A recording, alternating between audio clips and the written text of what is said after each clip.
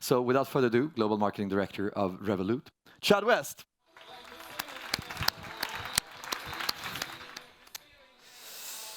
Good morning. That's it. That's all I've learned. Look, where I come from in Scotland, you're always told if you go on stage and you speak, tell a joke. And I was thinking up there, I was thinking, shit, I'm not a funny guy. What's a joke? What's a joke? And we're over time by about 5 minutes, so I find it ironic that a guy who works with watches can't keep track of time. I'm joking. I'm joking. But look, it is very good to be here. Full disclosure, I'm very aware of the fact that I sound a lot like Shrek. If you can't understand a Scottish accent, tough shit. That's the way it is, right? But yeah, I am Chad. I've been at Revolut pretty much since the beginning, about 3 years now. And since then, it's been, well, quite a journey. And what I want to talk to today, I was looking at a lot of the topics beforehand, and I didn't want to be one of those guys that just repeats the same thing, right? But from a different company perspective. I really wanted to touch on something that was very passionate to me. It's the whole basis of the marketing and communication strategy at Revolut. It's the reason why I got into fintech, into financial services, and it's around the idea of how to build a global community. Now, a lot of companies say this, right? They'll have millions of customers around the world, and they'll say, we have a community. It doesn't work like that, right? There's a big differentiation of whether you have a customer or whether you have a brand advocate. And this is something that we're pushing a lot. So to give you some context, how many people here have Revolut? How many people don't? Security. Well, look, I'm convinced after this, you will come out of your rock and you will get yourself a Revolut account. So today, we launched Revolut officially in July 2015, so about 4 years ago. We're now at 9 million customers in Europe. We're opening somewhere between 800,000 and 1 million accounts consistently each month. We've raised about 340 million in funding. We're live in 30 European countries, 1,500 employees, and we're now about to launch in North America, and the US and Canada. We recently launched in Australia and Singapore, and we're looking at other markets such as Brazil, India, Japan, and others as well. To give you an idea, Revolut is not just a digital bank that gives you a nice app and budgeting and analytical features. We've launched a whole host of things, the ability to spend and transfer money globally at the real exchange rate, the ability to hold and exchange currencies in the app, and we've also launched commission-free stock trading, allowing our customers to invest in the stock market without commission, cryptocurrency exchange, and various other things. So just to give you some context, we know what we think we know what we're talking about. Now, when you have customers, when I came into Revolut, I joined through my own frustration, something you hear a lot in tech. I grew up in an area where I saw banks taking huge advantage of people. I come from Scotland. We have RBS, who are probably right up there with one of those banks. I saw the way banks were speaking to people. It wasn't clear. It wasn't consistent. It wasn't spoken in a language that they understood. They were cross-selling people products that were actually causing them more financial harm than good. There was no effort whatsoever to teach people, to make people financially literate and help them understand money and how it works. So this was the whole basis of my strategy when I came in. Before Revolut, I worked in tech at Rocket Internet, and you learn there traditional marketing is what I call it, right? The ability of, yeah, we have a budget, we're going to allocate this here, that there, we'll put a strategy in between. I wanted everything to be about community marketing, right? From the grassroots all the way up. Now, one of the first things we did at Revolut was I said, how can we make these customers so loyal? Banks have never had that. The only time you've ever met your bank is if you've been called in because you've done something wrong or you're trying to get a new service. You've never really been able to have a connection with them, an affinity with the brand. We live in a society now with us bloody millennials and Gen Zs who, everything has to be about the brand. And do I have shared values? Do I have common concepts? So brands are now struggling, particularly larger ones, to really shift their strategy. And we were able, and we were lucky to do this from day one. And one of the first things I said to Revolut when we were initially raising money was, why can't we make our customers shareholders? Right? And this had rarely been done. Crowdfunding is now a very common thing. It's becoming far more common. But that was my vision, is that, imagine what it will be like when our customers are actually shareholders in the company. They will be far more likely to use the product. They'll be far more likely to tell all of their friends and family, and they'll be far more loyal to us when things don't always go so right. So giving our customers that slice of the pie was incredible, and we did it twice. It was that successful. At one point, we tried to raise just £1 million in the first one, and I think in total about 15,000 customers. We raised that £1 million in 16 minutes on crowdfunding. And that for me was a basis because you saw this huge loyalty coming in. People excited because they know if Revolut benefits, financially they're going to benefit, right? Because they have that little slice of the pie. Then we did a second one, but this time we went for 5 million and we reached that in less than an hour. In 42 minutes, we raised 5 million from our customers. So we now have almost 50,000 customers who are shareholders in Revolut, which for me was an incredible thing. It creates huge brand affinity. It creates that loyalty. And to an extent, as a marketer, it's far easier to then utilize them to be advocates for your brand, to give them the tools they need to spread the word. The other point was, okay, you've brought them in the funnel. They're now loyal. They're using the product. They're investors. But how can you give them a sense of purpose? And that's where we decided that we wanted our customers to direct the product in terms of where it was going. We thought we had all the ideas in the world. We're going to build all these products, all these services. But like most banks, we never asked our customers, do you even want this? Is this what you need? So we decided to make our entire product roadmap public, right? So all of our customers, not just the crowdfund investor, all of them could go on and see over the next 6 months what we were building and when. They could then vote that up or down depending on their priority. And we would then shift our strategy to focus on the products and services that customers wanted the most. And that really helped us to really build a product that was going to benefit their life, impact them in a better way. And again, they're sort of in the driving seat in that sense.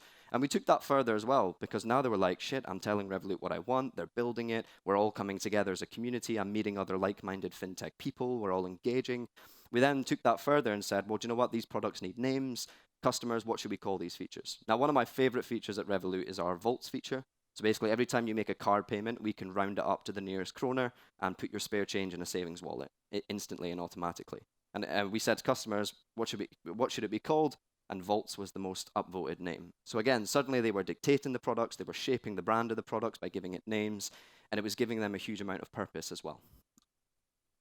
The other one was speaking their language. This is something that's big for me. Tone of voice is one of the most important things at Revolut. And it's one of the most important things in financial services. As I said, one of the reasons I think banks have been able to have a monopoly on society and been able to manipulate you as consumers is because they don't speak your language, right? They'll cross-sell you and send you correspondence that you might not even understand based on the terminology that they're using. They'll speak in such a corporate way, which for younger, less financially literate people is a challenge, right? So I set this rule among the copywriting team of like, it says on the wall in a neon light, speak to a customer like you would a friend. Right? And we actually created a rule book. So we had a table that said, if you're using this word, don't use this word. So for example, the left side might have said inconvenience. We would change it to trouble. So it was just really dumbing down words to speak more human English. There would never be dear sir or madam. We're terribly sorry for the inconvenience. It would be, hey Chad, we know we messed up. We're really sorry about that. We're working to fix it. It was just in a very engaging way. And we changed that in everything, our email marketing, the way our app speaks to you, the way our customer service was speaking to you. We then put those tone of voice guidelines onto a document and made them public. So we put it on our website so our customers can actually see how we shape our tone of voice, how we use words, so they can understand it. And I think what was great is when we did that, I had so many companies, both startups and large corporates, coming to me and saying, thank you so much for making this public. We've always loved the way you've spoken. We're not really sure how you did it. Now you've made this. This is a great template for us of how we can adapt this into our business, how we can use this as a sense of inspiration. And look, we're not the first brand in the world to have a good tone of voice, but in financial services, we absolutely set the tone to the extent that all other fintech companies that came after us almost duplicated our strategy, in my opinion. And now you see banks, spinning off and trying to start their own new small digital banks and talking the same way, speaking the same way. So that for us was important, not only because people want to be spoken to like humans, but in financial services, you need to speak to people like humans. You need to really educate them and make sure they understand what it is you're trying to tell them. The other one was like, how do you put a face to the name? So I kept saying, okay, we have this huge social media following. We've got our own community forum on our website where our customers can go on. How can we actually put a face to their name? So we started the idea of what we call Rev Rallies.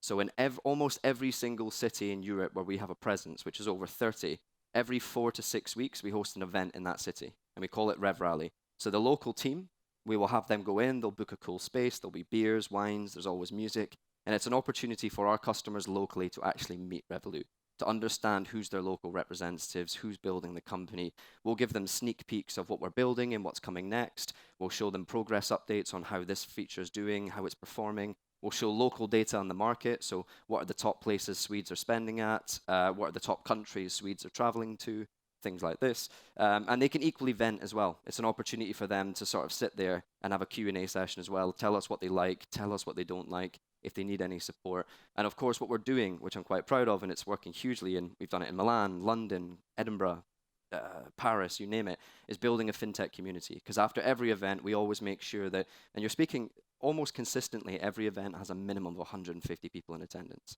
You look at our London flagship ones, we get 500 people coming in the door every time. Not many banks can sit there and say that their customers are willing to take their Wednesday evening, come into their office, have a drink, have a chat. And we're absolutely selling out every single Rev Rally within about 15, 20 minutes in every city. So this was a way for us to accelerate that even further and make sure they're, again, getting much more affinity with the brand, getting to meet who we are and what we're doing. One that's passionate about me as well is marketing. I'm a comms guy, so I'm very passionate about comms. I think it's the most underrated area in every business, almost, that I meet. And we live by something at Revolut, which is own your shit. Like any other company, we make mistakes, right? We fuck up. It doesn't always go to plan. It's all about how you deal with that. I look at a lot of companies, they typically take two different strategies. One is to be very defensive, or two is to try and brush it under the carpet and act like it's, not a big deal. We absolutely own it. So we, as a tech company, we have tech issues. Sometimes our app might go down for 10 minutes and card payments have failed, right? And suddenly if you've got 9 million people who can't make a payment, they're all rushing to support, they're going to social media, it's creating a shitstorm. We had that 2 weeks whereby we had an issue for about 30 minutes where people couldn't actually get onto the app. So they could still use their card, but the app was just crashing. We're only human. So we went out there and basically acknowledged it and said, look, we're on it, we'll keep you updated. We have instant communication, so straight away you'll get a notification to your phone telling you we're having an issue. Instant communication. My bank certainly doesn't do that. No bank I know in the UK does that. I'm not a Swedish bank customer. But so we'll have it in the app, you'll get a push notification, we update our social media, we make sure it's everywhere. What we always do though is something called a post-mortem, whereby afterwards we'll publish a transparent blog post and email and send it to all of our customers explaining exactly what went wrong, how we fixed it, how we stop it from happening again. And we work with our technology teams to do this and write it in a very user-friendly way. Now last week we had an average of 100 tweets a minute when we had that tech issue. The team were struggling, and the initial tone was quite angry, naturally. People were a bit pissed off. They were like, what's going on? They were able to see the communication, but it didn't really make it better. However, a few hours later, when we fixed 30 minutes later, we fixed the problem. A few hours later, we went out with a blog post and explained with that transparency and said, look, hands up, we messed up, but here's exactly how. And the tone of the customers completely changed. The average word that we saw from looking at the analytics was refreshing, which is people saying, I've never had this from a financial institution where they are so transparent about, not only when things are good, but equally when things are bad. You clearly own your mistakes. You're not afraid to come out and say that. You're clearly learning from your mistakes. And that was a way for us to really sort of show that, we have our customers back at all times, that we will acknowledge when we fuck up. And it goes beyond that as well. How can you have your customers back when you don't even need to, right? I'll give you an example. There's been a lot of cyber attacks lately. Companies like Ticketmaster, British Airways, they were all compromised. Hundreds of thousands of customers' financial details leaked. Now, when this happened to British Airways, an airline I detest, so I'm happy to call them out, we were able to instantly see, oh shit, all of British Airways customers who used their card between this and this has been compromised. We went straight to our system. We found all Revolut customers who had used the Revolut card with British Airways during that period, so they were compromised. We immediately froze their account, and we immediately communicated with them right away to tell them why we did that, because that information was now on the dark web. Right, their financial details were out there. So we instantly locked it. We sent them instant communication to explain why we've done this. And we had a new card sent out to all 40,000 within 2 days. Right? And that was an example of us saying, look, we did this to have your back. Right? And of course, you might get someone who's not happy about that. But our view was that protecting them financially was the right and important thing to do. And we do the same with any other service. We actually used a system called Typeform, which is a very common system that people use for, as opposed to Google Forms, so we can collect customer information. It was always basic things like just a name and an email address, but they had a breach, and we used them for gathering very basic information. And we could have just hid that under the carpet. They wouldn't have known. But we went out and said, look, we've been using this system to collect customers' details, like just names and email address, very basic things, never financial information. They've been compromised, so we've removed them from our platform. We're finding a new provider. We want to be honest with you. This is the only information they would have got from you. But that will be the same case for any other company that uses this software as well. And a lot of people say that as well. Companies don't usually come out proactively and acknowledge when something that might make them look bad has happened. So that idea of owning your shit is very, very important, and you'd be amazed how you can change a customer perspective when you're willing to do that. Now, a lot of people often say to me, and rightly so, they're like, look, this is great, but how do you really do this at scale? You're nine, I think we kind of are, to be honest. We're now, almost 10 million customers. But of course, when Revolut inevitably starts hitting the tens of millions, the hundreds of millions, how do you keep this sort of community-led approach? Or do you just become another tech company that promises the world and says they're cool and community-driven, and then they become incredibly corporate and bureaucratic? There's plenty of brands to look at as examples like that, Uber and various others. So it's the idea of scale. That's why what we've done at Revolut is we haven't centralized everything. So we believe in localized teams. So in every major country where we operate, we have a local team, right? They speak the local language, they're present. So when it comes to these community events, they manage them, they organize them, right? So it's scalable in that sense, and every new market that we go to. When it comes to the comms side, we make sure we hire a full stack comms team looking at products, looking at tech, looking at corporate comms like crisis management. We make sure we scale that so that we can maintain it at the pace that we're moving at. And it's not rocket science, right? But a lot of companies don't do that. They're like, do you know what? Is this really worth it anymore? Should we just now start to adapt a normalized strategy? We don't believe so. We want to keep this going. We know what makes us successful. And that was what brings me on to the sort of the next slide as time's running out is, never become what you set out to defeat. And there's so many companies that do this. It's almost like a playbook now of startups, right? You say, we're for the people, we're going to take down the traditional players. You end up just replacing the traditional players and being a lot more like them. You suddenly dominate the market. You haven't really got any real competition because you've priced them out, and then you just become that. I'm very hopeful that Revolut will not go that way. As someone who's been there a long time, it becomes harder. When you're a bank, the regulation is like no other, right? You cannot compare it to regulation that companies like Uber have, which is just with local authorities, local councils, and taxi licensing. When you're a bank, you're covered in regulation. So that means inevitably you're going to slow down a little bit. Things are going to become a little bit more bureaucratic. There'll be a lot more process involved, but it doesn't mean you have to sacrifice who you are and what you are. And one thing I'm continuously echoing at Revolut, because think about it, we're becoming a bank, and back in the day, we'd say things like, we'll never hire bankers, right? And then inevitably, as you start to break into really scale areas such as risk, compliance, lending, you are going to have to get people who come from traditional banks because they have that experience, that global scale. They've worked in these areas. They know regulators. It's an inevitability. But it doesn't mean that they need to take the culture that exists in banks and bring it to a fintech company. Now, that's one thing we're very passionate about doing, is making sure that we know why our customers love us, we know what makes us successful, and the minute we take that for advantage and start just becoming another digital bank, will not really be a good experience for us. So it's a very hard thing to do. There's countless examples out there of companies that do this, and sometimes it's not within your control. Equally, if you're in a marketing department or a communications department, it depends the scale of the business and the leadership team there. So this for me was, I really wanted to focus on what was different of what I've seen this morning, and I did this sort of a last minute change. I usually focus on how Revolut grew from 0 to 9 million. I focus on our strategy around content, social, PR, and all these different areas. But I think where people are a little bit bored of this, and what I hope becomes more normal in marketing as an industry, is this. It's the idea of community marketing. Now, you might do it in your own way. There'll be ways to advance this, but this is the way it should be. It is entirely customer-centric, essentially being led by the customer. And I hope, just giving you a brief sort of overview of some of the areas we're dabbling in, it gives you a little bit of inspiration and understanding as to how we've been able to scale. Because believe me when I say we actually grew from 0 to almost 6 million customers with 0 marketing budget.